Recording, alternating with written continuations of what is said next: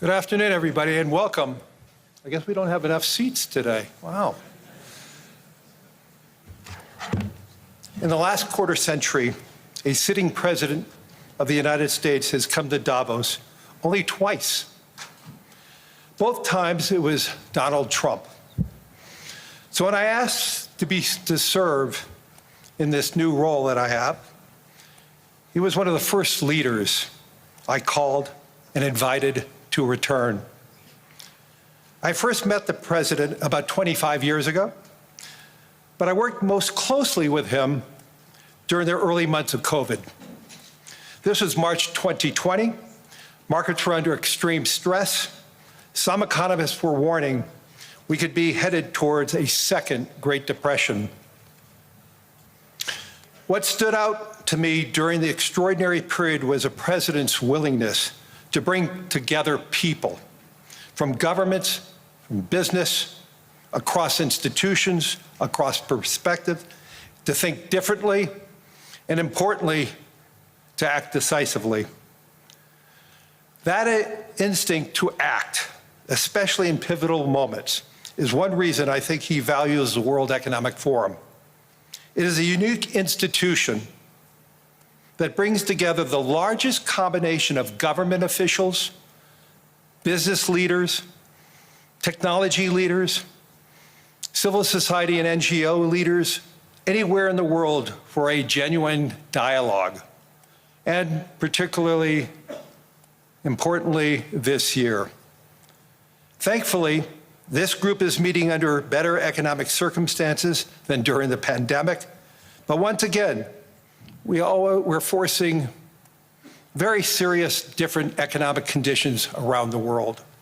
One of the central challenges that is impacting me is how capitalism can benefit more, and how can we broaden our global economy for greater and greater participation.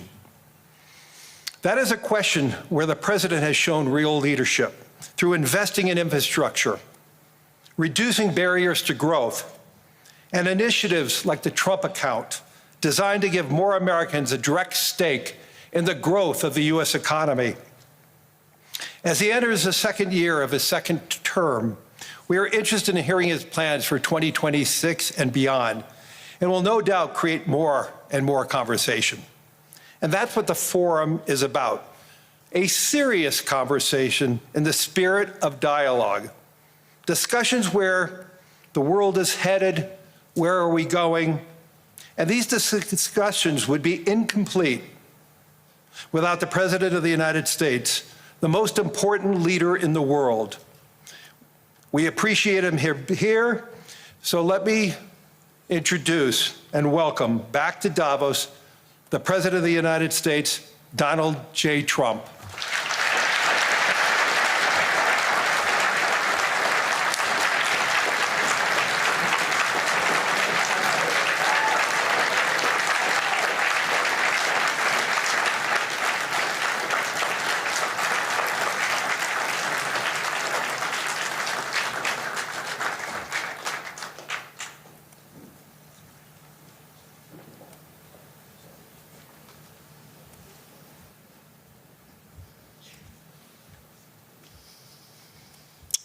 Well, thank you very much, Larry. It's great to be back in beautiful Davos, Switzerland, and to address so many respected business leaders, so many friends, few enemies,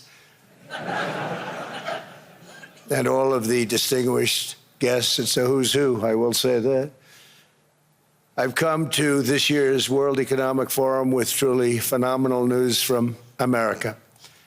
Yesterday marked the one-year anniversary of my inauguration, and today, after 12 months back in the White House, our economy is booming, growth is exploding, productivity is surging, investment is soaring, incomes are rising, inflation has been defeated, our previously open and dangerous border is closed and virtually impenetrable. And the United States is in the midst of the fastest and most dramatic economic turnaround in our country's history. Under the Biden administration, America was plagued by the nightmare of stagflation, meaning low growth, and high inflation, a recipe for misery, failure, and decline. But now, after just 1 year of my policies, we are witnessing the exact opposite: virtually no inflation and extraordinarily high economic growth. Growth like I believe you'll see very shortly our country has never seen before, perhaps no country has ever seen before. Over the past 3 months, core inflation has been just 1.6%. Meanwhile, fourth quarter growth is projected to be 5.4%, far greater than anybody other than myself and a few others had predicted. Since the election, the stock market has set 52 all-time high records. So that's in 1 year, 52 records, adding $9 trillion in value to retirement accounts, 401ks, and people's savings. People are doing very well. They're very happy with me. Since my inauguration, we've lifted more than 1.2 million people off of food stamps, and after 4 years in which Biden secured less than $1 trillion of new investment in our country. Think of that, 1 trillion, substantially less than that. In 4 years, we've secured commitments for a record-breaking $18 trillion, and we think when the final numbers come out, they'll be closer to $20 trillion of investment. That's never been done by any country at any time, not even close. Just over 1 year ago, under the radical left Democrats, we were a dead country. Now we are the hottest country anywhere in the world. In fact, the United States economy is on pace to grow at double the rate that was projected by the IMF just last April. And with my growth and tariff policies, it should be much higher. I really believe we can be much higher than that. And this is all great news, and it's great for all nations. The USA is the economic engine on the planet, and when America booms, the entire world booms. It's been the history. When it goes bad, it goes bad. You all follow us down, and you follow us up, and we're at a point that I don't believe we've ever been. I never thought we could do it this quickly. My biggest surprise is I thought it would take more than a year, maybe like a year and 1 month. But it's happened very quickly. This afternoon, I want to discuss how we have achieved this economic miracle, how we intend to raise living standards for our citizens to levels never seen before, and perhaps how you too and the places where you come from can do much better by following what we're doing, because certain places in Europe are not even recognizable, frankly, anymore. They're not recognizable. And we can argue about it, but there's no argument. Friends come back from different places. I don't want to insult anybody, and say, I don't recognize it. And that's not in a positive way. That's in a very negative way. And I love Europe, and I want to see Europe go good, but it's not heading in the right direction. In recent decades, it became conventional wisdom in Washington and European capitals that the only way to grow a modern Western economy was through ever-increasing government spending, unchecked mass migration, and endless foreign imports.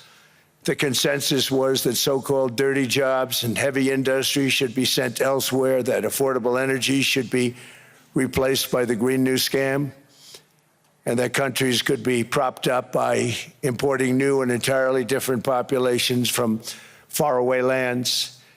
This was the path that Sleepy Joe Biden administration and many other Western governments very foolishly followed, turning their backs on everything that makes nations rich and powerful and strong. And there's so much potential in so many nations. The result was record budget and trade deficits and a growing sovereign deficit driven by the largest wave of mass migration in human history. We've never seen anything like it.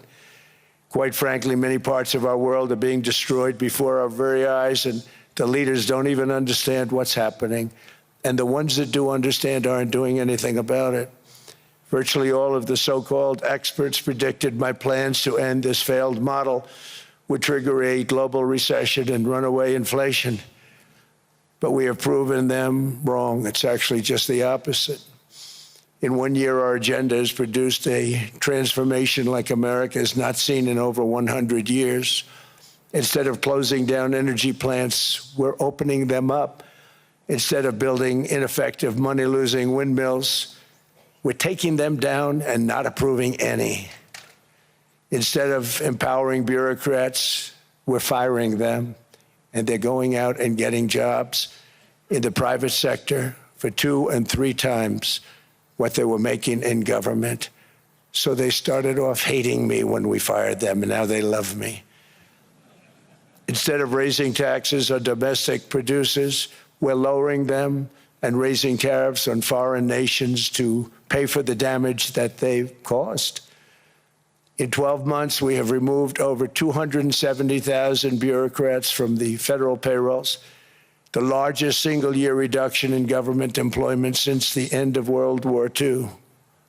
Nobody thought that was coming, but we had no choice. To make a country great, you can't have all federal jobs. We've cut federal spending by $100 billion and slashed the federal budget deficit by 27% in the single year. It's going to go down quite a bit more from that, driving inflation way down from the record highs of the Biden administration.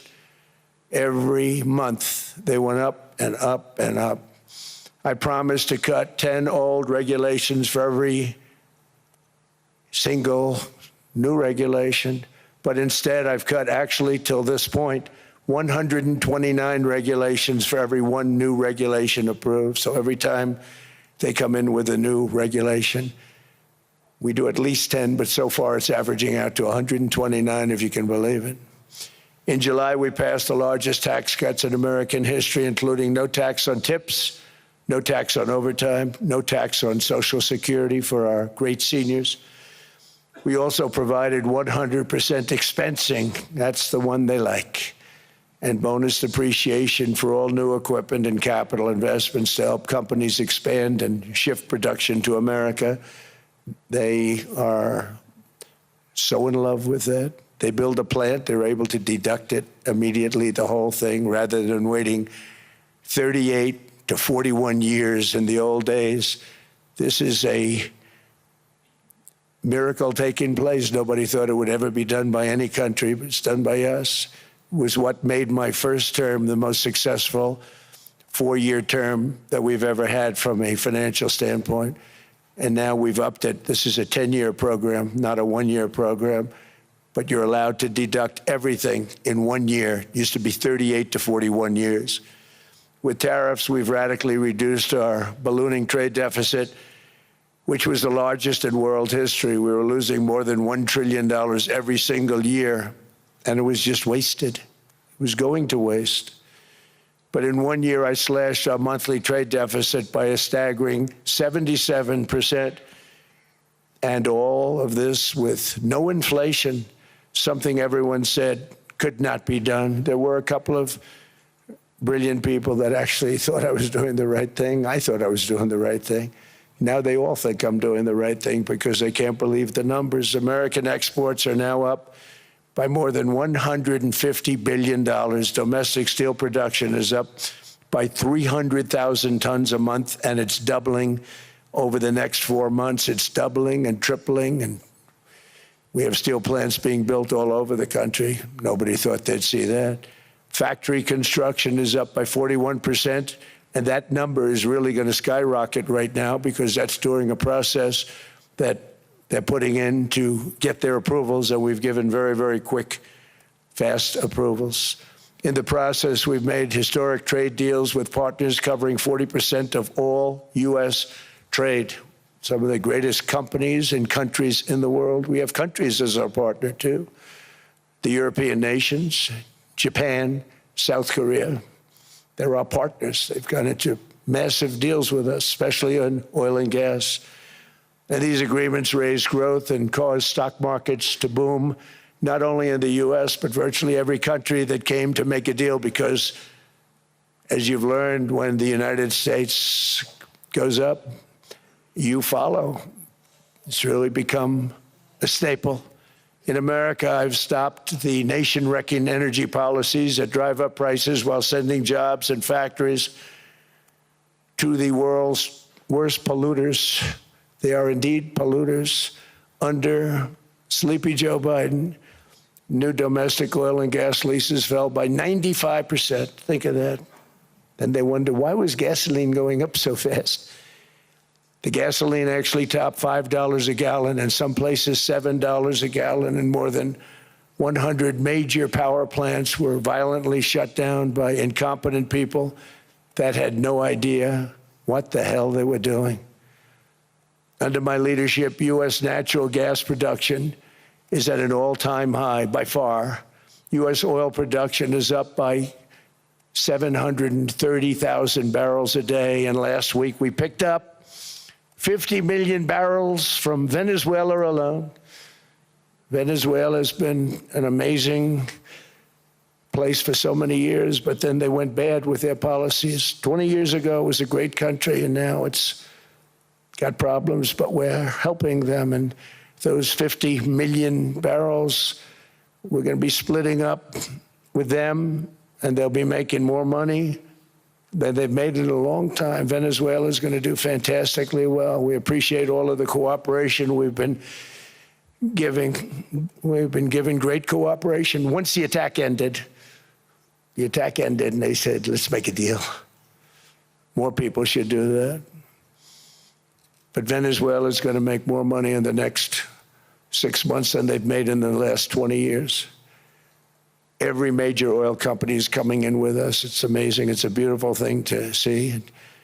The leadership of the country has been very good. They've been very, very smart. The price of gasoline is now below $2.50 a gallon in many states, $2.30 a gallon in most states, and we'll soon be averaging less than $2 a gallon. In many places, it's already down even lower, $1.95 a gallon. Numerous states are at $1.99, numbers that nobody has heard for years. Actually, since my last administration, we got it down to around those numbers. I've signed an order directing and approval of many new nuclear reactors. We're going heavy into nuclear. I was not a big fan because I didn't like the risk, the danger. But they have the progress they've made with nuclear is unbelievable, and the safety progress they've made is incredible. We're very much into the world of nuclear energy, and we can have it now at good prices and very, very safe. And we're leading the world in AI by a lot. We're leading China by a lot. I think President Xi respects what we've done, in part because I've allowed these big companies building these massive buildings to build their own electric capacity. They're building their own power plants, which when added up is more than any country anywhere in the world is doing. I read recently an article in the Wall Street Journal that China's creating so much energy, and they are, I gotta hand it to them, but we're creating as much or more, and we're letting them do that. I'm very proud of it. It was my idea. I said, you can't create this much energy. We needed more than double the energy currently in the country just to take care of the AI plants. And I said, we can't do that. We have an old grid system. And I came up with the idea, you know, you people are brilliant. You have a lot of money. Let's see what you can do. You can build your own electric generating plants. And they looked at me. They didn't believe me. All of the names that are, I think, in the room right now, if you want to know the truth, they didn't believe it. And I said, no, you can't. They came back 2 weeks and they didn't have the plant. They said, we thought you were kidding. I said, no, not only am I not kidding, you're going to have your approvals within 2 weeks. I always say nuclear will take 3 weeks. But most aren't going that. They're going oil and gas. They're even going coal in some cases. Because of my landslide election victory, the United States avoided the catastrophic energy collapse which befell every European nation that pursued the Green New Scam, perhaps the greatest hoax in history. The Green New Scam, windmills all over the place, destroy your land, destroy your land. Every time that goes around, you lose $1,000. You're supposed to make money with energy, not lose money. Here in Europe, we've seen the fate that the radical left tried to impose on America. They tried very hard. Germany now generates 22% less electricity than it did in 2017, and it's not the current chancellor's fault. He's solving the problem. He's going to do a great job. But what they did before he got there, I guess that's why he got there. And electricity prices are 64% higher. The United Kingdom produces just 1/3 of the total energy from all sources that it did in 1999. Think of that, 1/3. And they're sitting on top of the North Sea, one of the greatest reserves anywhere in the world, but they don't use it. And that's one reason why their energy has reached catastrophically low levels with equally high prices. High prices, very low levels. Think of that, 1/3. And you're sitting on top of the North Sea, and they like to say, well, you know, that's depleted. It's not depleted. It's got 500 years. They haven't even found the oil. The North Sea is incredible. They don't let anybody drill. Environmentally, they don't let them drill. They make it impossible for the oil companies to go. They take 92% of the revenues. So the oil companies say, we can't do it. They came to see me. Is there anything you can do? I want Europe to do great. I want UK to do great. They're sitting on one of the greatest energy sources in the world, and they don't use it. In fact, their electricity prices have soared 139%. There are windmills all over Europe. There are windmills all over the place, and they are losers. One thing I've noticed is that the more windmills a country has, the more money that country loses and the worse that country is doing. China makes almost all of the windmills, and yet I haven't been able to find any wind farms in China. Did you ever think of that? It's a good way of looking at it. They're smart. China's very smart. They make them, they sell them for a fortune. They sell them to the stupid people that buy them, but they don't use them themselves. They put up a couple of big wind farms, but they don't use them. They just put them up to show people what they could look like. They don't spin. They don't do anything. They use a thing called coal, mostly. But China goes with the coal. They go with oil and gas. They're starting to look at nuclear a little bit, and they're doing just fine. They make a fortune selling the windmills, though, and I think really that's one that they wouldn't be surprised if it stopped. They are shocked that it continues to go. They're very friendly with me. They're shocked that people continue to buy those damn things. They killed the birds. They ruin your landscapes. Other than that, I think they're fabulous, by the way. Stupid people buy them. The consequences of such destructive policies have been stark, including lower economic growth, lower standards of living, lower birth rates, more socially disruptive migration, more vulnerability to hostile foreign adversaries, and much, much smaller militaries. The United States cares greatly about the people of Europe. We really do. I mean, look, I am derived from Europe. Scotland and Germany, 100% Scotland, my mother, 100% German, my father. And we believe deeply in the bonds we share with Europe as a civilization. I want to see it do great. That's why issues like energy, trade, immigration, and economic growth must be central concerns to anyone who wants to see a strong and united West, because Europe and those countries have to do their thing. They have to get out of the culture that they've created over the last 10 years. It's horrible what they're doing to themselves. They're destroying themselves. It's beautiful, beautiful places. We want strong allies, not seriously weakened ones. We want Europe to be strong. Ultimately, these are matters of national security, and perhaps no current issue makes the situation more clear than what's currently going on with Greenland. Would you like me to say a few words of Greenland? I was going to leave it out of the speech, but I think I would have been reviewed very negatively. I have tremendous respect for both the people of Greenland and the people of Denmark, tremendous respect. but every NATO ally has an obligation to be able to defend their own territory. And the fact is, no nation or group of nations is in any position to be able to secure Greenland other than the United States. We're a great power, much greater than people even understand. I think they found that out 2 weeks ago in Venezuela. We saw this in World War II, when Denmark fell to Germany after just 6 hours of fighting and was totally unable to defend either itself or Greenland. So the United States was then compelled, we did it, we felt an obligation to do it, to send our own forces to hold the Greenland territory. And hold it we did, at great cost and expense. They didn't have a chance of getting on it, and they tried. Denmark knows that. We literally set up bases on Greenland for Denmark. We fought for Denmark. We weren't fighting for anyone else. We were fighting to save it for Denmark. Big, beautiful piece of ice. It's hard to call it land. It's a big piece of ice. But we saved Greenland and successfully prevented our enemies from gaining a foothold in our hemisphere. So we did it for ourselves also.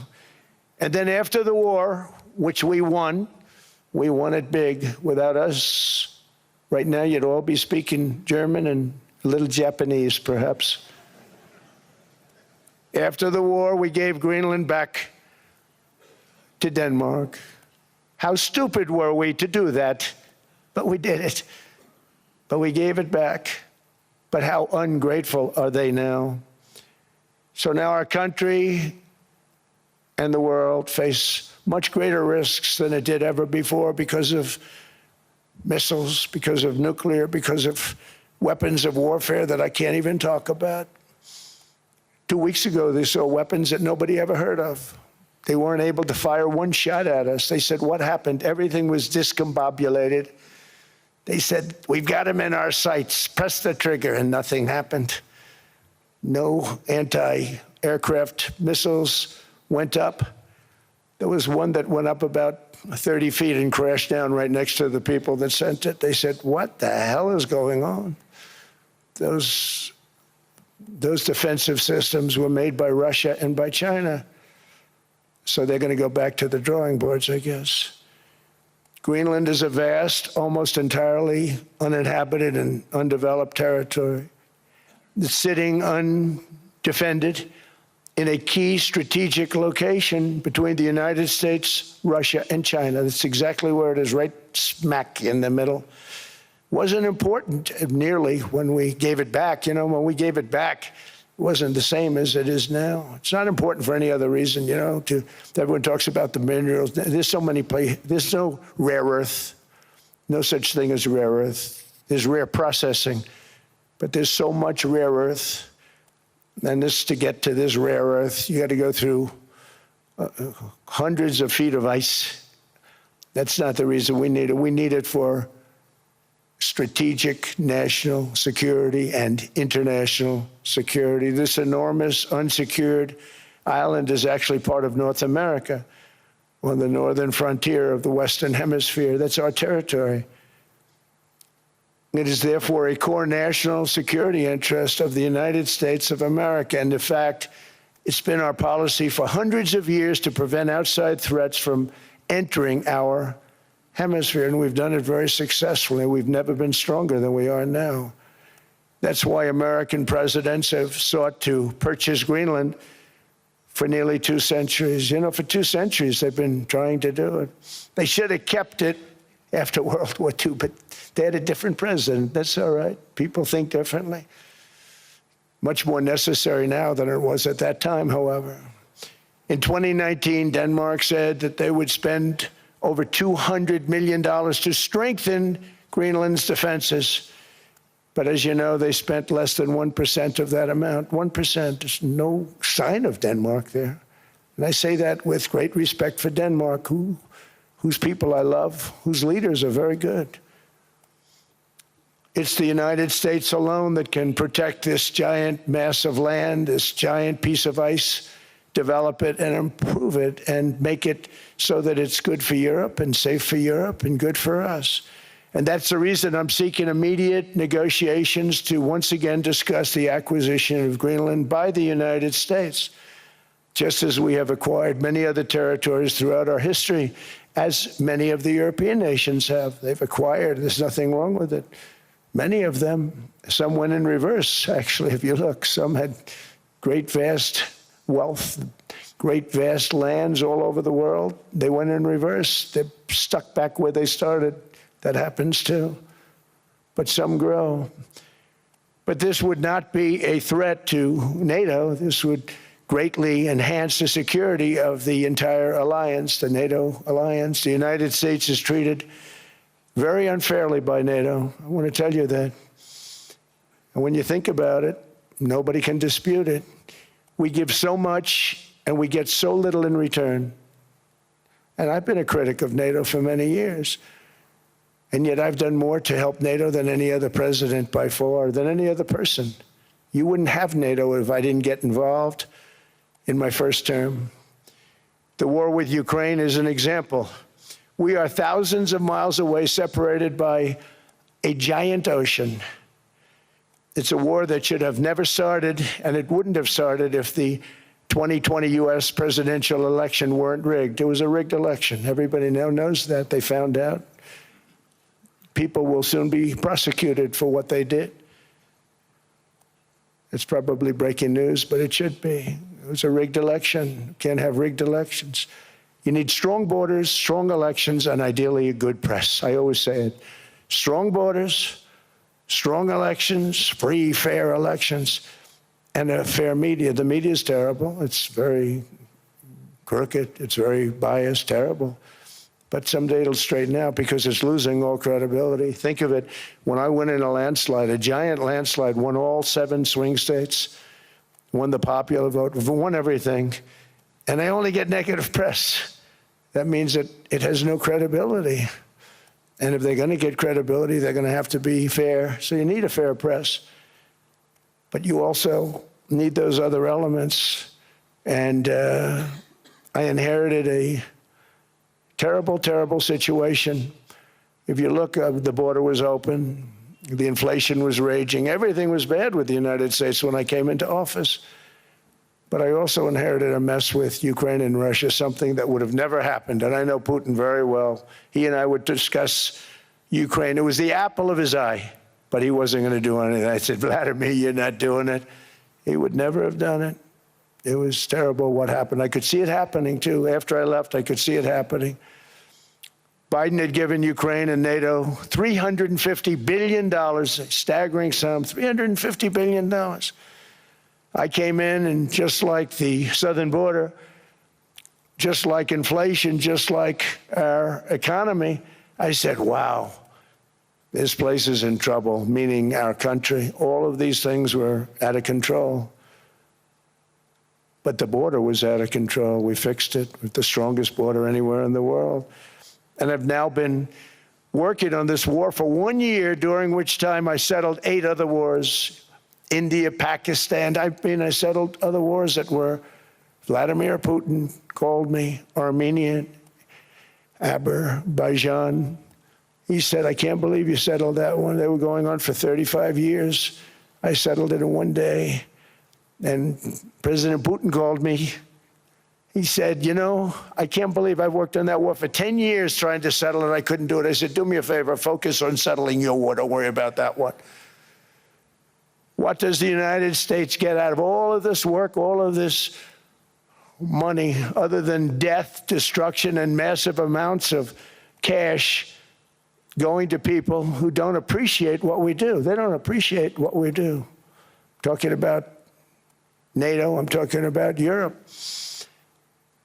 They have to work on Ukraine. We don't. The United States is very far away. We have a big, beautiful ocean separating us. We have nothing to do with it. Until I came along, NATO was only supposed to pay 2% of GDP, but they weren't paying. Most of the countries weren't paying anything. The United States was paying for virtually 100% of NATO. And I got that stopped. I said, that's not fair.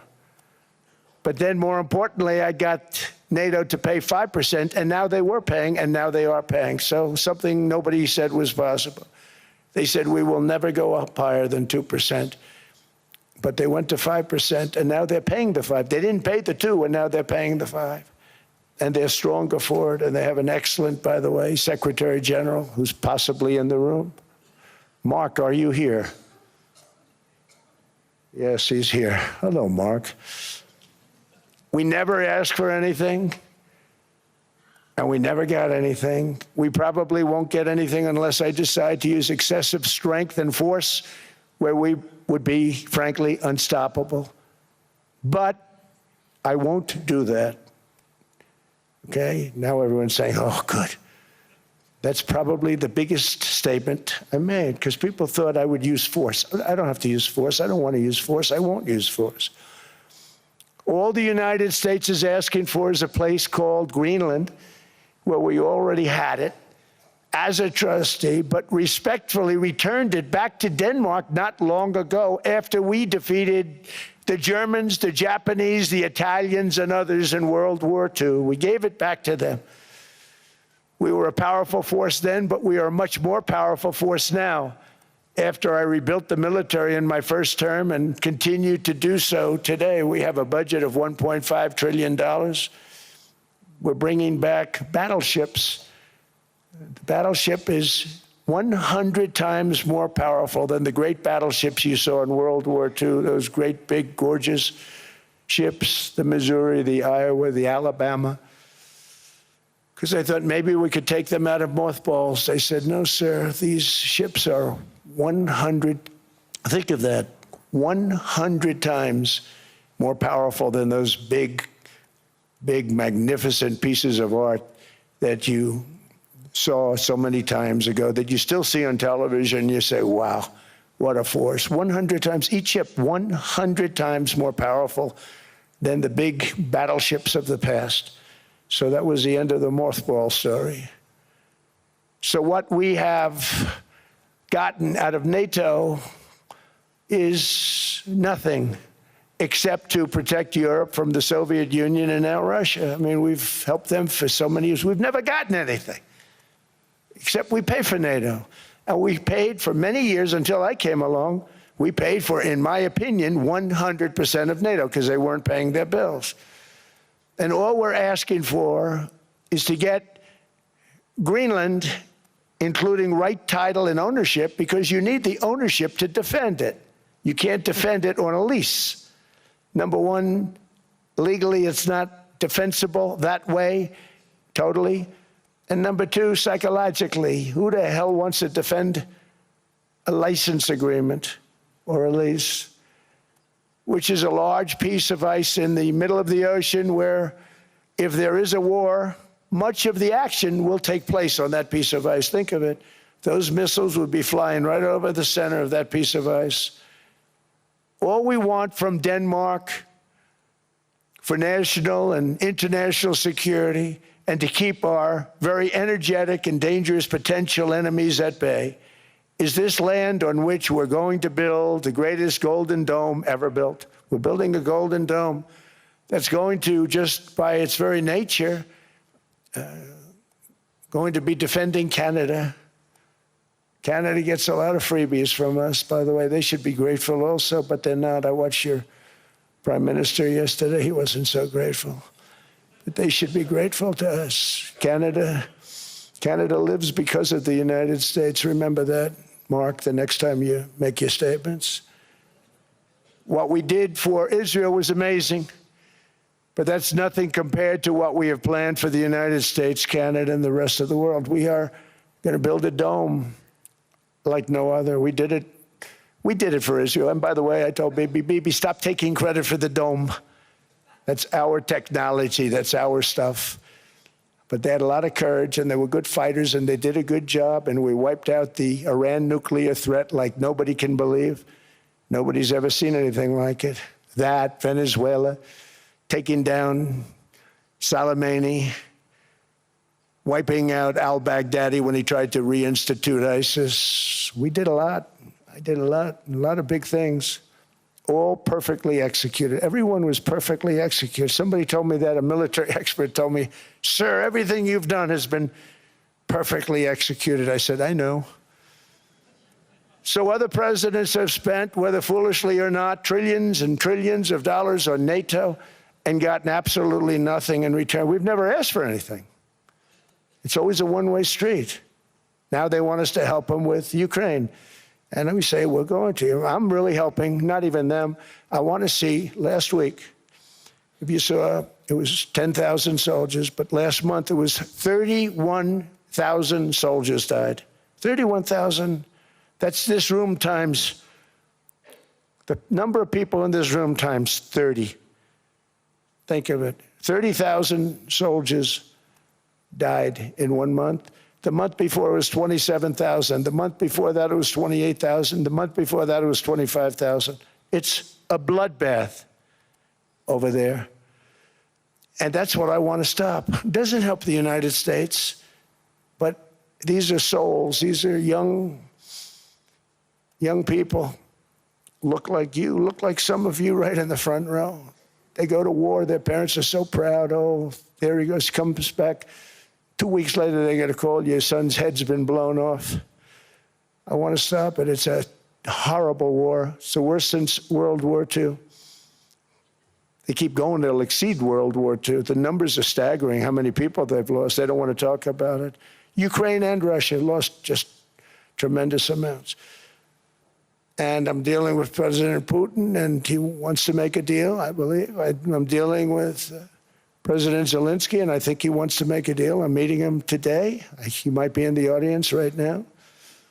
But they got to get that war stopped because too many people are dying, needlessly dying. Too many souls are being lost. It's the only reason I'm interested in doing it.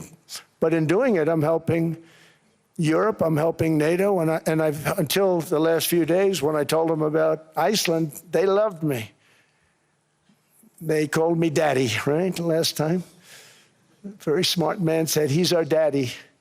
He's running it. I was like running it. I went from running it to being a terrible human being. But now what I'm asking for is a piece of ice, cold and poorly located, that can play a vital role in world peace and world protection. It's a very small ask compared to what we have given them for many, many decades. But the problem with NATO is that we'll be there for them 100%. But I'm not sure that they'd be there for us if we gave them the call. Gentlemen, we are being attacked. We're under attack by such and such a nation. I know them all very well. I'm not sure that they'd be there. I know we'd be there for them. I don't know that they'd be there for us. So with all of the money we expend, with all of the blood, sweat, and tears, I don't know that they'd be there for us. They're not there for us on Iceland, that I can tell you. I mean, our stock market took the first dip yesterday because of Iceland. So Iceland's already cost us a lot of money. But that dip is peanuts compared to what it's gone up. And we have an unbelievable future in that stock. That stock market is going to be doubled. We're going to hit 50,000, and that stock market's going to double in a relatively short period of time because of everything that's happening. But this is a good example. After giving NATO and European nations trillions and trillions of dollars in defense, they buy our weapons. We make the greatest weapons in the world, but now we're going to make them faster, much faster. You saw that. I put a cap on the salaries. Then I put no buybacks, no stock buybacks, no various other things that they were doing. I mean, they were making $50 million, but it would take them 3 years to give you a Patriot missile. I said, that's not good. My chauffeur can do a better job than that, and he makes slightly less than 50. They make big salaries. If they're going to make those big salaries, they're going to have to produce a lot faster. The good news is we have the greatest equipment in the world. Now we're going to start making it a lot faster. They're going to build additional plants. And all of the money that goes into stock buybacks is going to go into building plants. We're not allowing stock buybacks by defense companies any longer. They're going to build new plants to make Tomahawks, Patriots. We have the best equipment, F-35s. F-47, the new one just coming out. They say it's the most devastating plane, fighter jet ever. Who knows? They called it 47. If I don't like it, I'm going to take the 47 off it. I wonder why they called it 47. We'll have to think about that. But if I don't like it, I'm going to take that 47 off. But it's supposed to be the stage 6. It's supposed to be the first stage 6 plane, undetectable, like our B-2 bombers were undetectable. They flew right over Iran. They were undetectable. And they did their job, and they got the hell out of there. So we want a piece of ice for world protection, and they won't give it. We've never asked for anything else, and we could have kept that piece of land, and we didn't. So they have a choice. You can say yes, and we will be very appreciative, or you can say no, and we will remember. A strong and secure America means a strong NATO. And that's one reason why I'm working every day to ensure our military is very powerful, our borders are very strong, and above all, our economy is strong, because national security requires economic security and economic prosperity, and we have the greatest that we've ever had. Biden and his allies destroyed our economy and gave us perhaps the worst inflation in American history. They say 48 years, I say forever, but I think 48 years is the equivalent to forever. Whether it's 48 years or ever, it's terrible, costing the typical family $33,000. What they did to this country should never, ever be forgotten. It's early, but he has to be rated as the worst president we've ever had by far. The auto pen did much of the damage. The auto pen, he was the auto pen president, because I don't believe a sane president would have ever signed the kind of things that he signed. But now grocery prices, energy prices, airfares, mortgage rates, rent, and car payments are all coming down, and they're coming down fast. We inherited a mess, but we've done a hell of a job in 12 months. Under my most favored nation policy for drug prices, the cost of prescription drugs is coming down by up to 90%, depending on the way you calculate. You could also say 5, 6, 7, 800%. There are two ways of figuring that. But we have a favored nations policy that every president wanted, no president was able to get. I got it, and other nations approved it. And I had to use tariffs in order to get it, because they said, no way. In other words, a pill that costs 10% in London costs $130. Think it costs $10 in London, costs $130 in New York or in Los Angeles. And I'd say, boy, that's bad. Friends of mine would say, you know, we go to London, you can buy this stuff for nothing. We go all over the world, we can buy it for nothing. Because basically America was subsidizing every nation in the world, because presidents allowed them to get away with it. It became very tough. So when I called up Emmanuel Macron, I watched him yesterday with those beautiful sunglasses. What the hell happened? But I watched him sort of be tough. But he was at $10 for a pill. And I said, Emmanuel, and I have all the big pharmaceutical companies are in total agreement. It wasn't easy, by the way. They're tough, smart. They've been getting away with this scam for a long time. But they gave it up. But they said, you'll never get the countries to approve it. I said, why is that? Because they won't. They always said, we're not paying any more. Get the rest for the United States. So over the years, they stayed the same. We just went up, up, up. And I mean, we would pay 13, 14, 15 times more than certain countries would. So I said, no, they'll approve it 100%. Sir, you'll never get them to approve it. I said, I guarantee you. But I actually started with Emmanuel, who probably is in the room too. And I like him. I actually like him. Hard to believe, isn't it? And I said, Emmanuel, you're going to have to lift the price of that pill to $20, maybe $30. Think of that. That means it's a doubling of prescription drugs. Might be a tripling, might be a quadrupling. It's not easy. No, no, no, Donald, I will not do that. I said, yes, you will, 100%. He said, no, no, no. You're asking me to double. I said, Emmanuel, you've been taking advantage of the United States for 30 years with prescription drugs. You really should do it, and you will do it. I have no doubt. In fact, I am 100% sure you're going to. No, no, no, I will not do it. Because yes, in all fairness to him, he has to double or triple. Because the world being a bigger place than the United States, it's not that you meet in the middle. You just have to go up some, and we come down a lot. They go up a little, we come down a lot. So we're at $130, they're at 10. So they may have to go to 20 or 30. No more than that. I said, Emmanuel, you're going to be doubling or tripling? No, no, no. I said, here's the story, Emmanuel. The answer is you're going to do it, you're going to do it fast. And if you don't, I'm putting a 25% tariff on everything that you sell into the United States and a 100% tariff on your wines and champagnes. And that's about 10 times more than what I'm requesting. And you're going to do it. I don't want to go public with it, but you may make me do that. No, no, Donald, I will do it. I will do it. It took me, on average, 3 minutes a country, saying the same thing. You will do it. They all said, no, no, no, I will not do it. You're asking me to double the cost of prescription. I said, that's right, because you've been screwing us for 30 years. And they said, we will not do it. I said, that's all right. On Monday morning, we're putting a 25, 30, 50. I gave different numbers for different countries. This is also national security we're talking about. Not fair. We're not going to subsidize the whole world. And every one of those countries have agreed to do it.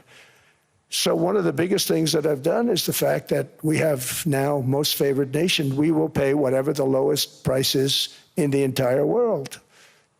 So our drug prices are going to be coming down by staggering 90%. Again, you could say 1,000%, 2,000%. Depends on the way you want to figure it, but we'll go with the way the fake news likes it better because it sounds, can you imagine a 90% reduction sounds much worse. But drug prices are going to be coming down tremendously in all the nations, and I appreciate them doing it, but they did it. In all fairness, without tariffs, I wouldn't have been able to get it done. After declining $3,000 under Biden, real incomes are up in the United States by $2,000, $3,000, and even $5,000 and more.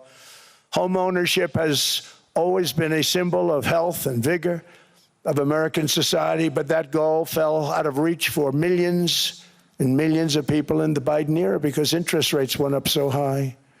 Today, I'm taking action to bring back this bedrock of the American dream. In recent years, Wall Street giants and institutional investment firms, many of you are here, many of you are good friends of mine, many of you are supporters. Sorry to do this to you, I'm so sorry. But you've driven up housing prices by purchasing hundreds of thousands of single-family homes, and it's been a great investment for them. Often as much as 10% of houses on the market. You know, the crazy thing is a person can't get depreciation on a house, but when a corporation buys it, they get depreciation. Okay, that's something we're going to have to think about, too.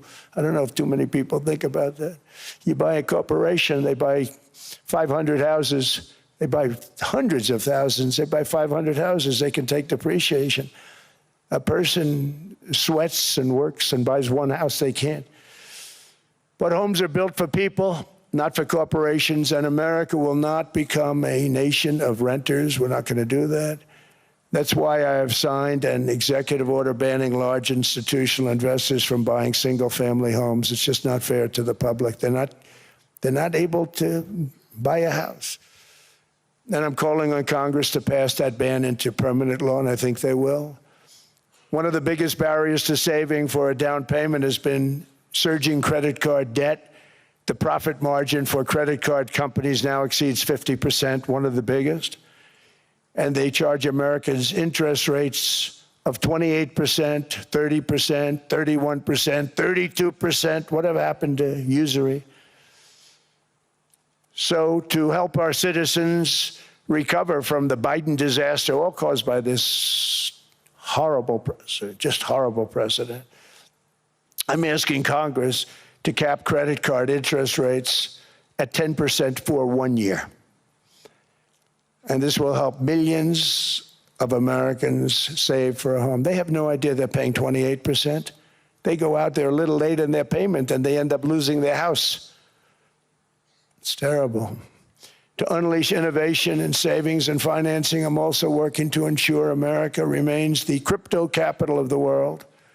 And to that end, last year, I signed the landmark Genius Act into law. Now Congress is working very hard on crypto market structure legislation, Bitcoin, all of them, which I hope to sign very soon, unlocking new pathways for Americans to reach financial freedom. And I did it for two reasons. Number one, I thought it was politically good, and it was. I got tremendous political support. But more importantly, China wanted that market too. It's just like they want the AI. And we've got that market, I think, pretty well locked up. If I didn't do it, Biden was totally against it until before the election, when they realized that, there were millions of people voting against him over crypto. And all of a sudden, they loved it very much, but it was too late. They blew it. But it is politically popular, but it's much more importantly, we have to make it so that China doesn't get the hold of it. And once they have that hold, we're not going to be able to get it back. So I'm honored to have done it. Finally, I've instructed government-backed institutions to purchase up to $200 billion in mortgage bonds to bring down interest rates. And I'll be announcing a new Fed chairman in the not-too-distant future. I think he'll do a very good job. See, I gave away some of it. He did give that away. So we have something, got something, but somebody that's very respected. They're all respected. They're all great. Everyone that I interviewed is great. Everyone could do, I think, a fantastic job. Problem is they change once they get the job. They do. They're saying everything I want to hear, and then they get the job. They're locked in for 6 years. They get the job, and all of a sudden, let's raise rates a little bit. I call them, sir, we'd rather not talk about this.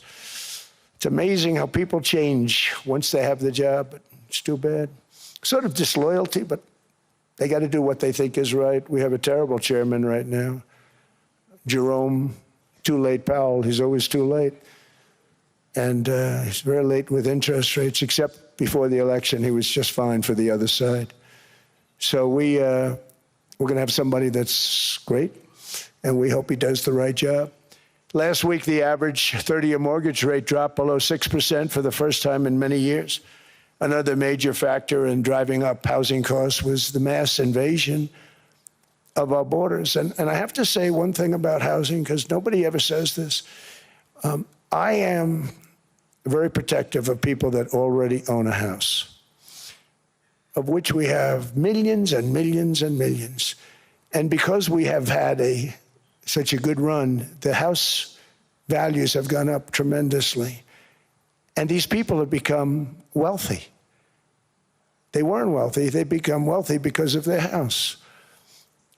And every time you make it more and more and more affordable for somebody to buy a house cheaply, you're actually hurting the value of those houses, obviously, because the one thing works in tandem with the other.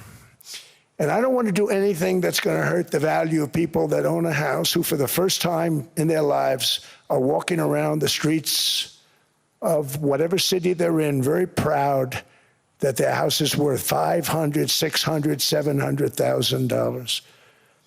Now, if I want to really crush the housing market, I could do that so fast and people could buy houses, but you would destroy a lot of people that already have houses. In some cases, they've mortgaged their house, and the mortgage would be very low, and all of a sudden the mortgage without any changes becomes very high, and they end up losing the house. I'm not going to hurt, and I speak with Scott, who's doing a fantastic job, and Howard, who's doing a fantastic job, and all of my people. And I always say, look, I can crush the hell out of the market. We can drop interest rates to a level, and that's one thing we do want to do. That's natural. That's good for everybody. The dropping of the interest rates, we should be paying a much lower interest rate than we are. We should be paying the lowest interest rate of any country in the world, because without the United States, you don't have a country. I had a case with Switzerland. We happened to be in Switzerland. Maybe I'll give you a quick story. But they were paying nothing. They make beautiful watches, great watches, Rolex, all of them. They were paying nothing to the United States when they sent their product in. And we had a $41 billion deficit, $41 billion with this beautiful place. Flew over it, isn't it nice? So I said, let's put a 30% tariff on them so that we get back some of it, not all of it at all. We'd still have a deficit, big deficit. We had 41 million. That's a big deficit. And I said, let's put a tariff on. Different tariffs, different places. You're all party to them. In some cases, victims to them. But in the end, it's a fair thing. And most of you realize that. But we put a 30% tariff on Switzerland, and all hell broke loose. They were calling, I mean, like you wouldn't believe. And I know so many people from Switzerland, incredible place, incredible, brilliant place. But I then realized that they're only good because of us. And there's so many other examples. I mean, us, probably other places, but a majority of the money they make is because of us, because we never charged them anything. So they come in, they sell their watches, no tariffs, no nothing. They walk away, they make $41 billion on just us. So I said, no, we can't do that. So I'm going to bring it up. I still would have a deficit pretty substantial, but I brought it up to 30%. And I guess Prime Minister, I don't think President, I think Prime Minister called a woman, and she was very repetitive. She said, no, no, no, you cannot do that, 30%. You cannot do that. We are a small, small country. I said, yeah, but you have a big, big deficit. You may be small, but you have a bigger deficit than big countries. He said, no, no, no, please, you cannot do it. Kept saying the same thing over and over. We are a small country. I said, but you're a big country in terms of, and she just rubbed me the wrong way, I'll be honest with you. And I said, all right, thank you, ma'am, appreciate it. Do not do this. Thank you very much, ma'am. And I made it 39%. And then all hell really broke out. And I was paid visits by everybody. Rolex came to see me. They all came to see me. But I realized, and I reduced it, because I don't want to hurt people. I don't want to hurt them. And we brought it down to a, lower level. Doesn't mean it's not going up, but we brought it down to a lower level. But they pay now, tariff. But I realized that we have many places like that where they're making a fortune because of the United States. Without the United States, they wouldn't be making anything. Think of it. Switzerland made $41 billion on us. And as she said, it's a small place. And I realized with that, I don't know, it was so, because she was so aggressive. And I realized in that conversation that the United States is keeping the whole world afloat. Many places, I could give you 6, 7 places just in the people in this little area. I know every one of them. They're looking down. They don't want to see me. They don't want to stare me in the eyes. But they're taking advantage of, everybody took advantage of the United States. But I've been very fair, and I gave them a tariff, and it was fine. But I realized that without us, it's not Switzerland anymore. Without us, it's not any of the countries that are represented here. And we want to work with the countries. We want to work with them. We're not looking to destroy them. I could have said 39, 40%. I could have said I want a 70% tariff, then we make money with Switzerland. But Switzerland would have been probably destroyed, financially destroyed. I don't want to do that. But we should be paying the lowest interest rate of everybody. I hope Scott's listening to this, because we should be paying the lowest interest rate of everybody. Without us, most of the countries don't even work. And then you have the protection factor. Without our military, which is the greatest in the world by far, without our military, you have threats that you wouldn't believe. You wouldn't believe. You don't have threats because of us, and that's because of NATO. One other thing, and I have to say it so importantly, in the old days, and I used to say I'm the youngest in the room. Now I'm among the older. I hate to say it. I don't feel old, but I'm among the older. But I remember not long ago, 20, 25 years ago, when good news came out about, let's say, the United States. The United States had a great quarter. The United States had a great month. All the stocks went up. And that's the way it's supposed to be. Now when they say the United States had a record quarter, it's unbelievable how well it's doing, all the stocks crash because they say, oh no, inflation, inflation, they're going to raise interest rates. And they do. Some of these stupid people like Powell, they raise interest rates. And what they do is they stop you from being successful. It used to be when we had a great quarter, a great month, great earnings, great anything, any good news, the stock market went up. That's the way it's going to be. We got to do that again because that's the way it should be. Now when we have a great month, they want to kill it. Like we did over 5%. People were surprised. We should do 20%. We could do 25%. When we announce good numbers, and the reason is they're so petrified of inflation. And growth doesn't mean inflation. We've had tremendous growth with very low inflation.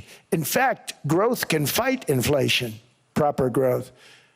So we want to get back to the days when we announce great numbers, because we're going to be announcing phenomenal. You know, all these factories that are being built at record, thousands of businesses are being built right now. Remember, $18 trillion is invested. I think the second number is 3, and that was China many years ago. Investments in the country from outside. 18 trillion, nobody's ever seen. And that's money coming in and building things, factories. Thousands of businesses are being built, thousands. Hundreds of big factories, car plants are moving back to the United States. They're coming in from Canada, they're coming in from Mexico, from Japan. Japan's coming in and building plants here in order to avoid tariffs. They're coming in from China, they're coming in from all over the world. We have more plants being built now, car plants, than we've ever had built, even in the heyday from the 1940s and 50s.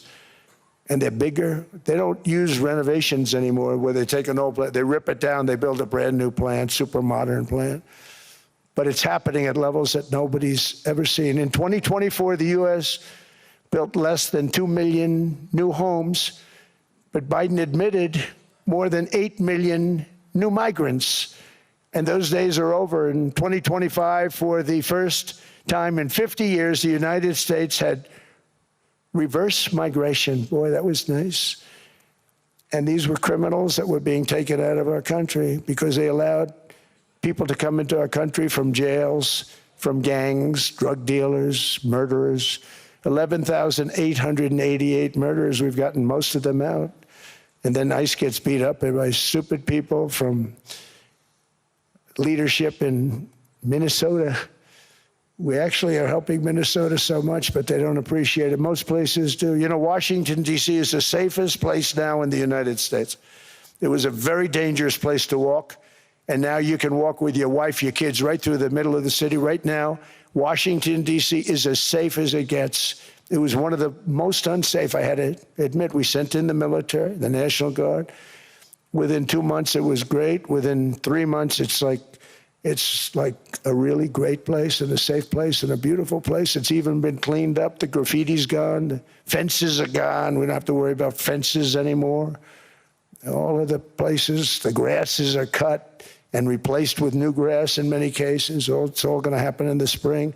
But Washington and D.C. is beautiful again, and it's safe. New restaurants are opening up. They were all closing. Now you can't get into a restaurant. Restaurants in Washington, D.C. are all opening. Memphis also, Memphis, Tennessee, New Orleans, Louisiana. We're there for 3 weeks. We've cut the crime down by 64%. Within another month, we'll have virtually no crime there. We can do that all over. We're going to help the people in California. We want to have no crime. I know Gavin was here. I used to get along so great with Gavin when I was president. Gavin's a good guy. And we're going to, if he needed it, I would do it in a heartbeat. I'd love to see. We did help them a lot in Los Angeles, a lot with the early in my term when they had some problems. But we would love to do it. I will say this, if I were a Democrat governor or whatever, I would call up Trump. I'd say, come on in, make us look good.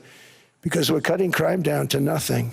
And we're taking people out, career criminals, who are only going to do bad things, and we're bringing them back to their countries. But where we've done it, it's been amazing. And we have a capacity to do it at much greater levels. We're cutting illegal aliens off welfare and other government benefits, and I have directed that starting immediately, there will be no more payments to sanctuary cities because they are really just sanctuaries for criminals. They're really protecting criminals, and those are the ones we have to get out of the country: murderers, drug dealers, the mentally insane. They emptied their mental institutions into the United States. And despite that, we have the lowest crime numbers that we've ever had in the history of the country. Just came out. But equally importantly, we're cracking down on more than $19 billion in fraud that was stolen by Somalian bandits. Can you believe that Somalia, they turned out to be higher IQ than we thought. I always say these are low IQ people. How did they go into Minnesota and steal all that money? And we have, you know, they're pirates, they're good pirates, right? But we shoot them out of the water just like we shoot the drug boats out. They're not pirating too many boats lately, do you notice? When they go out into those boats, they want to take over a $1.5 billion tanker loaded up with oil, and they say, we're going to blow up your boat. They have powerful weapons. You hit the side of the boat, you blow the whole thing up. The insurance companies are petrified, so they say, just give them the boat, we'll give them money instead.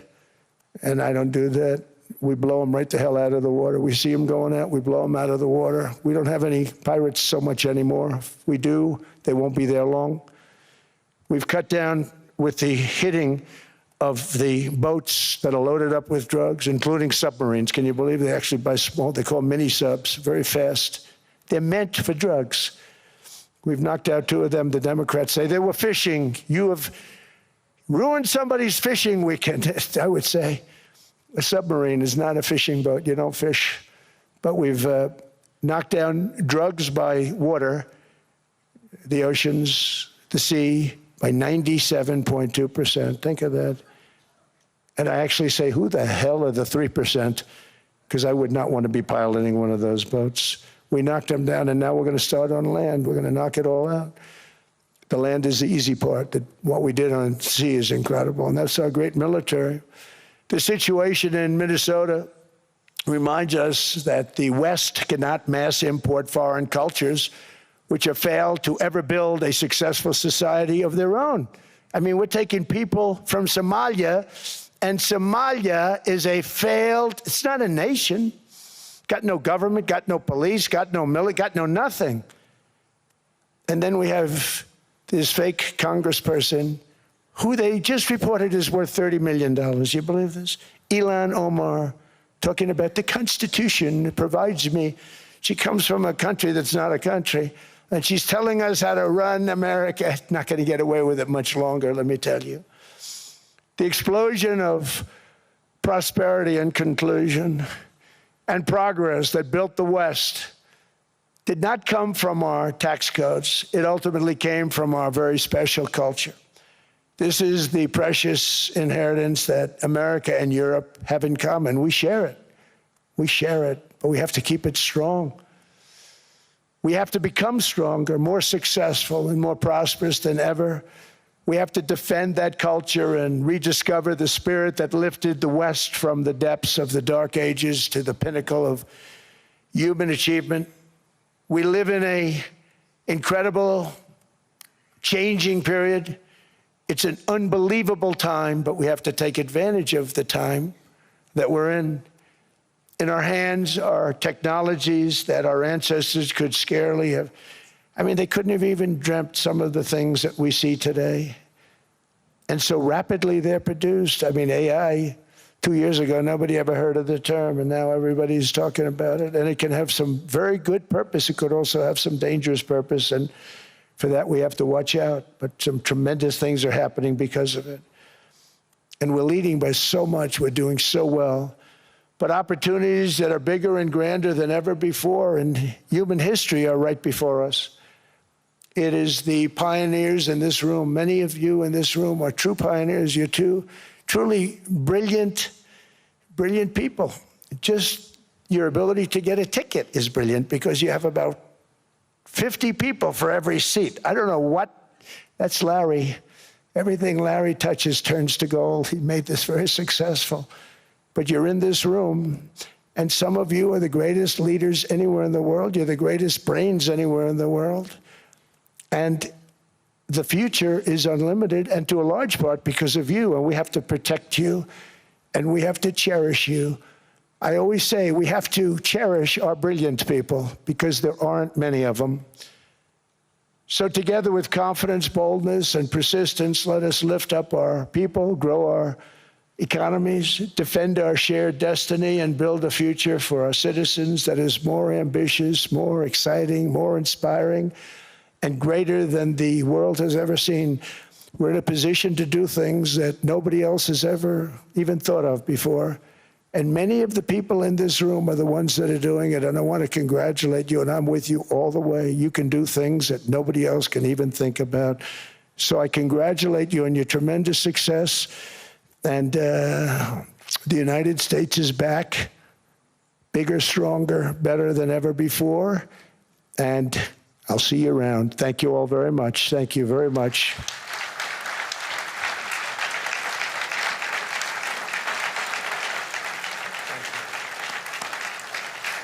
Thank you.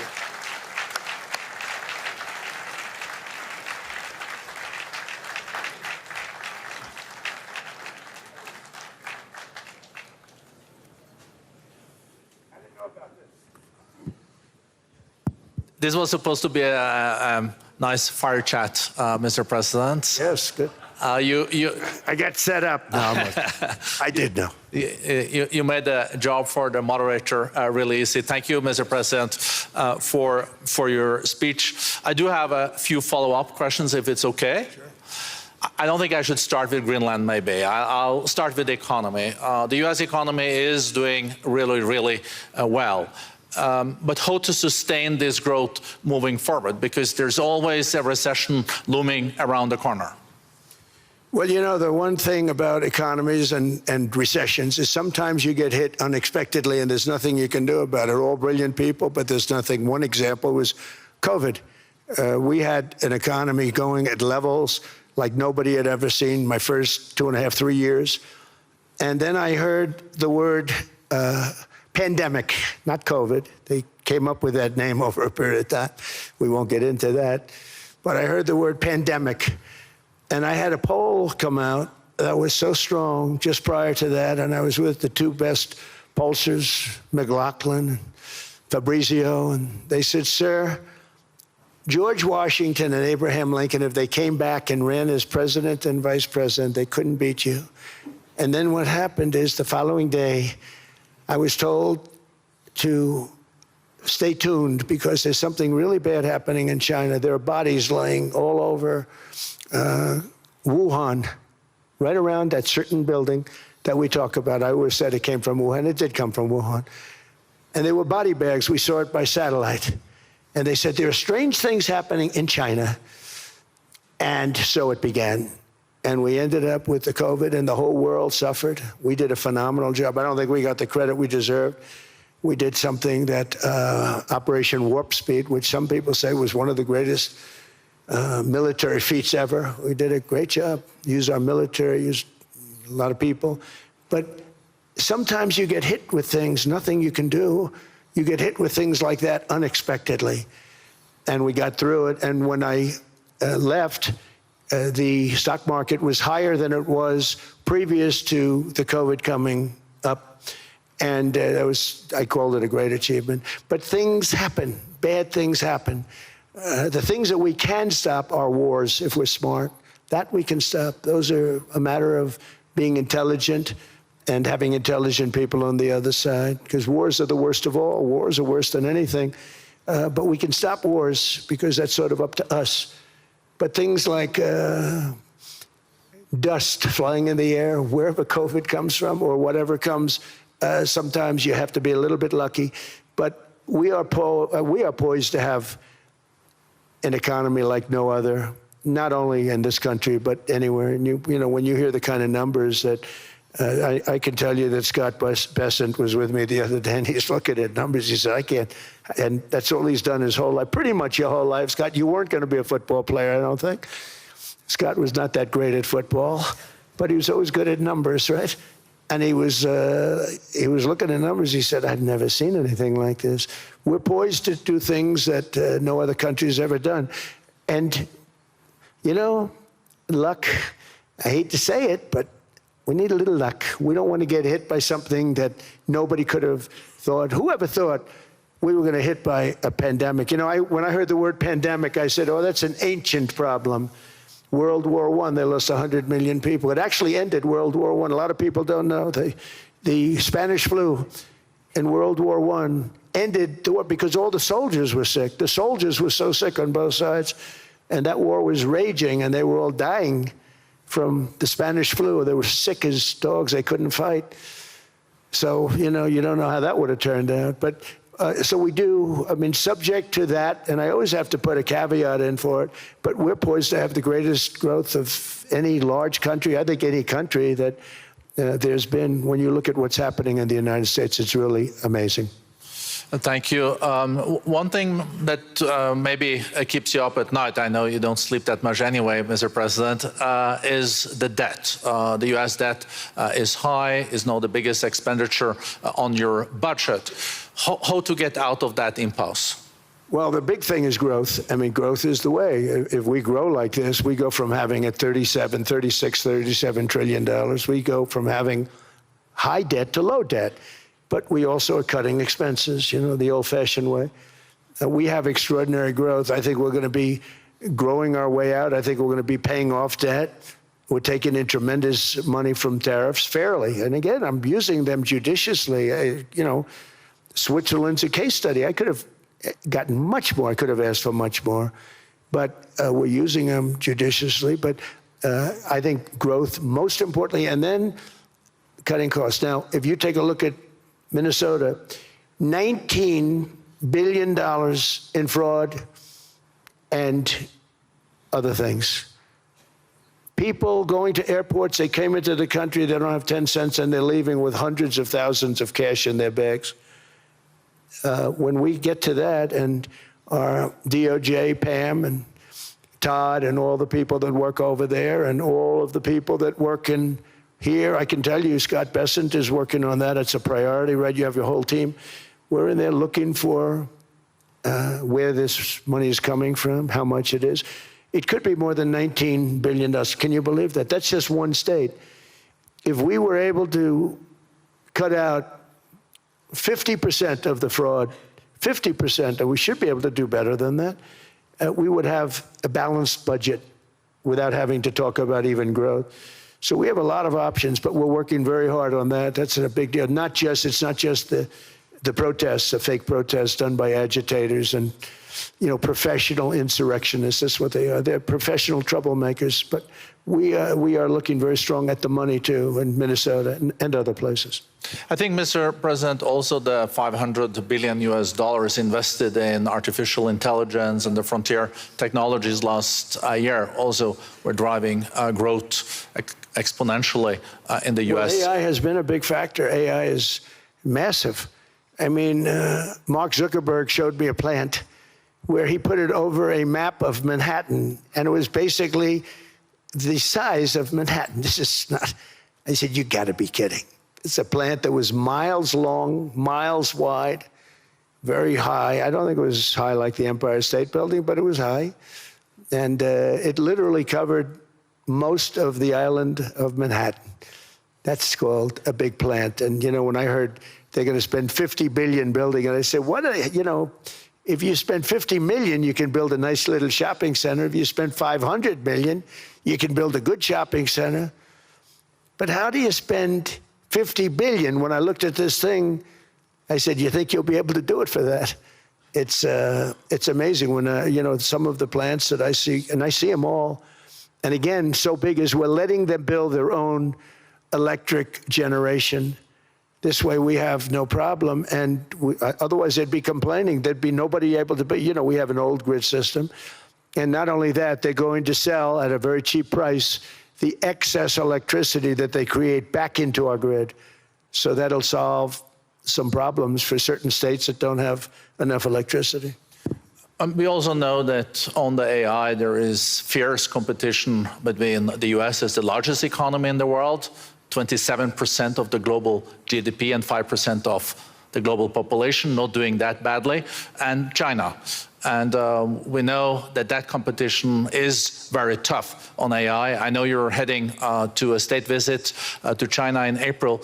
How do you see the US-China relationship moving forward? Are you able to combine this tough competition with also collaboration?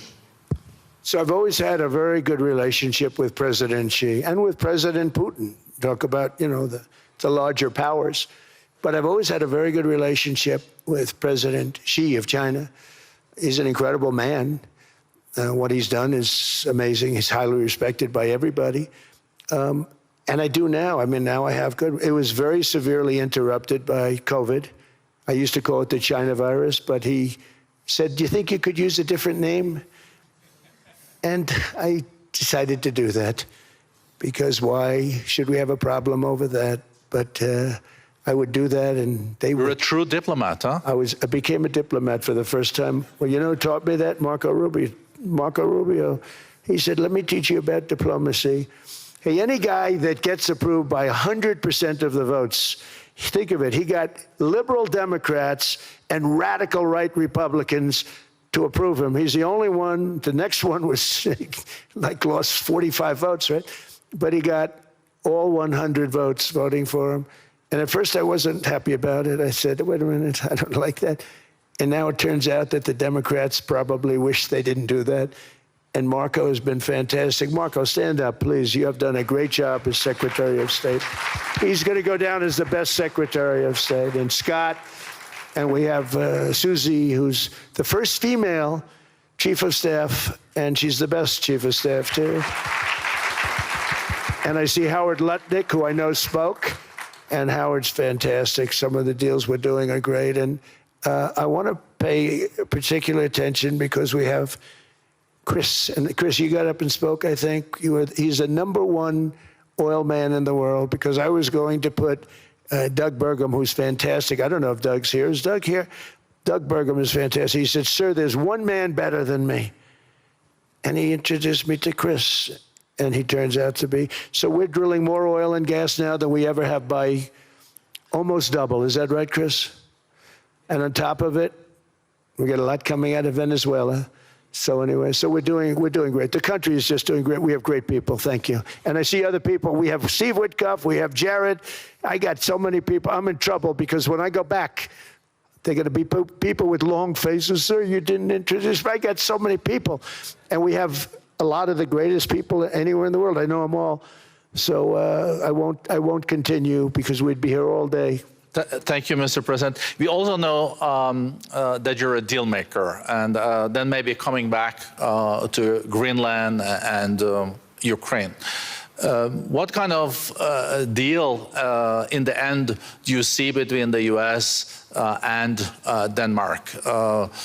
Because, I guess you see it now as a negotiation going on, or? Well, it's costing Denmark hundreds of millions a year to run it. And Denmark's a small country and wonderful people. But, it's very expensive. It's a very big piece of ice. And it's very important. I mean, I don't want to repeat the speech, but it's very important that we use that for national and international security. That can create a power that will make it impossible for the bad guys to do anything against the perceived good ones. And it's a great block for Europe. Just like, Denmark was supposed to spend hundreds of millions of dollars. They didn't spend the money. They didn't spend anything, almost. And we'll see what happens. I just say this. NATO has treated the United States of America very unfairly. We never asked for anything. We never got anything. We actually took care of the needs of NATO for years and years, which I felt was always unfair. So I got NATO to pay, because they're rich countries. But I think it's time that NATO step up. We're helping them with Ukraine. Without us, I think Putin would have gone all the way. I think we have it. I think that could have been a World War III, if you want to know the truth. If Kamala was elected, or Joe, any one of those, those thinkers, I think you could have ended up in World War III. And I will say Steve Witkoff has been dealing incredibly with But we're not going to have World War III. We want to get it stopped, but we're not going to have World War III. I think if I wasn't elected, I think that could have evolved into World War III. It was a very, very bad situation, and it still is, but it's not that kind of bad. It's bad because so many young people are being killed. How close do you think there is on an agreement on Ukraine? I had the pleasure of speaking with Steve Witkoff and Jared Kushner yesterday. I know they're working hard on it. I know that they're also traveling now. Do you see this very close or still? Well, I hate to say it. I thought that was going to be so. I settled 8 wars plus. And I thought that was going to be one of my easier ones. Not the easiest. Some I settled in a matter of hours because I'm good at that stuff. You know, the United Nations should be doing this. I shouldn't be doing it, but it doesn't matter. It's got to get done, saving a lot of lives. We're saving millions of lives.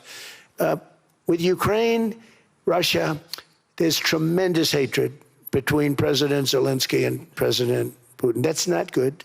That's not good for settlements. We know from dealing. There's abnormal hatred. With that being said, I think Russia wants to make a deal. I think Ukraine wants to make a deal. And we're going to try getting a deal done. We're getting, I think, Steve, I think I can say that we're reasonably close. But what happens is oftentimes we'll have a deal with Russia. Russia's set, and President Zelensky will not do it. You saw that when he was in the Oval Office. I was not happy. And then we'll have President Zelensky who wants to make a deal, and Putin doesn't want to make the deal. It's a very difficult balance, and it's big time, and it is, you know, to use a word, it's a bloodbath. It's horrible what's happening. It's a drone war. The drones are killing, you know, thousands of people a week, thousands. We have to get it stopped. So I believe they're at a point now. I'm going to meet with President Zelensky later today. I believe they're at a point now where they can come together and get a deal done. And if they don't, they're stupid. That goes for both of them. And I know they're not stupid. But if they don't get this done, they are stupid. So I don't want to insult anyone, but you got to get this deal done. Too many people are dying. It's not worth it. President Sisi is sitting on the first row here. He spoke earlier today and also complimented you on the Gaza deal. I think there will be a signing tomorrow. Of course, there are different views on this, but how important do you think this signing is on the Board of Peace? And do you think this is going to sustain? Do you think we now will see Gaza reconstructed and the billions of US dollars invested? I do. I mean, I think we have peace in the Middle East. There are some little situations like Hamas, and Hamas has agreed to give up their weapons. Now, you know, they were born with a weapon in their hand, so it's not easy to do. When they were born with a rifle in their hand. It's not an easy thing for them, but that's what they agreed to. They've got to do it. And we're going to know, Jared, over the next 2 or 3 days, certainly over the next 3 weeks, whether or not they're going to do it. If they don't do it, they'll be blown away very quickly. They'll be blown away. You know, we have 59 countries that are part of that whole peace deal. And some of those countries aren't even they're near the Middle East, but they're not in the Middle East traditionally. And they want to come in and take out Hamas. They want to come in. They want to do whatever they can. There's a problem with Hezbollah in Lebanon, and we'll see what happens there, but that's a problem. But there are these little flames, but there's peace in the Middle East. Now, had we not gone in and knocked out with those big, beautiful, we just ordered 25 brand new ones, the latest and the greatest, the B-2 bomber. Think of them, they went in there at 2 o'clock in the morning with no moon, no light, no nothing, and every single one of those massive bombs hit its target, 100,000-pound bombs hit its target, every one of them. And then on top of it, from a submarine 300 miles away, we hit the sites with tomahawks, which is an unbelievable weapon. So, you know, we did our job. If we didn't do that, you would have never had peace in the Middle East. And the countries like Saudi Arabia, UAE, and Qatar could never have, and others could never have signed anything because you would have had this dark cloud, and the dark cloud was Iran with nuclear. Iran would, if we didn't take them out, they would have had a nuclear weapon within 2 months. They were very close to having the nuclear weapon, and we hit them hard. And it was a total obliteration. If they may try again, but they're going to have to try from a different area because that area was obliterated. Incredible thing we did. And because we did that, we were able to make peace. If we didn't do that, I would say, Jared and Steve, if we didn't do that, there was no chance of making peace, because the countries I just named and other countries could have never signed off. They were afraid. They were afraid. We had a bully. The bully was Iran, the bully of the Middle East. They used to call it for years. They were the bully of the Middle East. They're not the bully of the Middle East anymore. Mr. President, I know you even had to change plane last night, so I guess you didn't have much sleep, but I think you're... but your energy is still there. I know you have several bilateral meetings. I know you're also hosting a reception. So thank you so much for coming back to Davos. Thank you so much. It's highly appreciated. Well, thank you very much. Thank you, everybody, very much. Thank you. Thank you.